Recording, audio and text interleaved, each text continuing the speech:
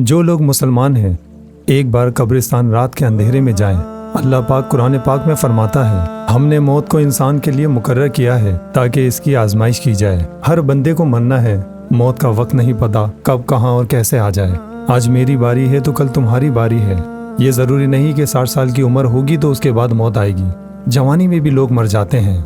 हराम माल मत खाओ, किसी के पैसे मत खाओ, किसी को धोखा मत दो, किसी का दिल मत दुखाओ। कब कहाँ कैसे मौत आ जाए हमें नहीं पता। कोई रिश्तेदार मरने के बाद काम नहीं आता। जनाजा पढ़ते हैं और कब्रिस्तान जाते हैं और 1 घंटे से ज्यादा कोई रुकता नहीं है।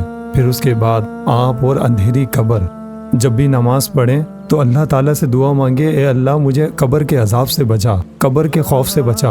यकीन कीजिए कि इधर कोई साथ नहीं लेके जाएगा। ना बाप आएगा, ना माँ आएगी, ना भाई आएगा, ना बेटा आएगा, कोई मदद के लिए नहीं आएगा।